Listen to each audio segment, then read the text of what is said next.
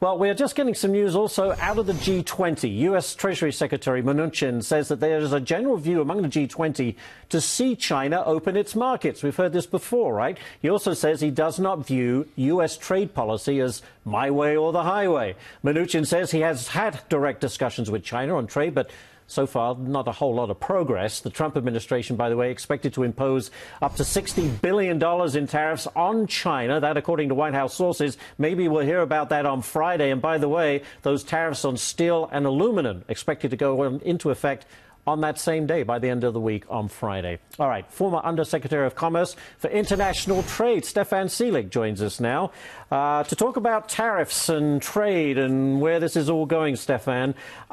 Certainly Mr. Trump, who said, someone came to him and said, all right, we've got $30 billion worth of tariffs that we're going to put on China. He apparently said, double it. So now we're looking at $60 billion worth of tariffs on over 100 companies.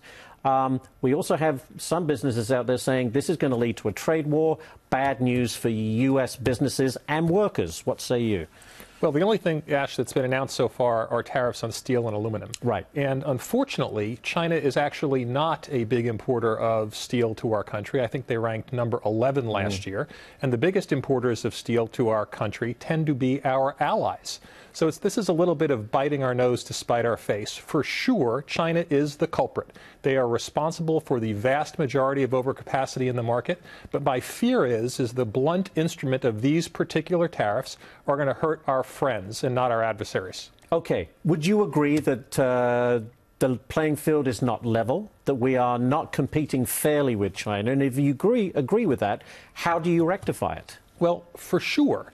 And that is the case because a large portion of the Chinese economy is still made up of state-owned enterprises that do not have to deal with market forces. And this has been going on for some period of time. There was the assumption that when China joined the WTO about 15 years ago, there would be significant progress in the reforms in their economy. And that has come much slower than has been expected.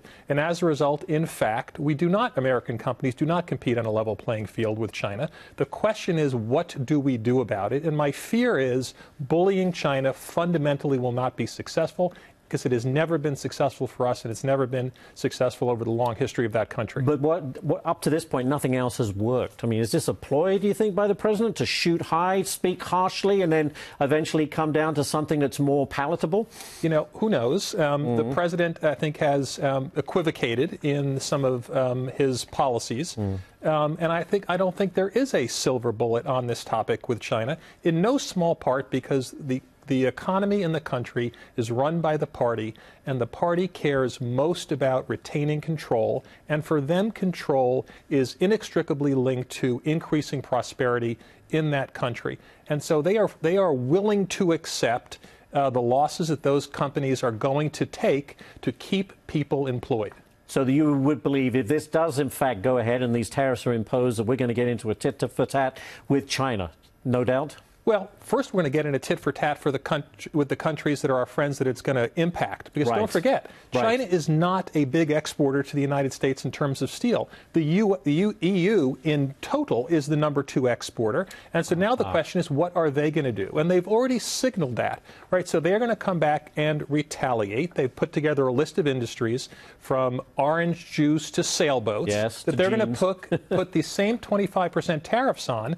And then what do we do next? Then do we tariff their cars? And you get into this retaliatory kind of circle. And unfortunately, it is going to be at the expense of our allies and benefit who? In this particular case in steel, it fundamentally will perversely benefit Canada and Mexico, who are exempt. Right. And it's ultimately going to benefit China. And it's going to benefit China because we are putting a wedge between us and our allies with no real economic cost to them. Unintended consequences, they call it. We'll see how this plays out. But Stefan Selig, thank you so much for being here. Ash, always good to see you. Great stuff.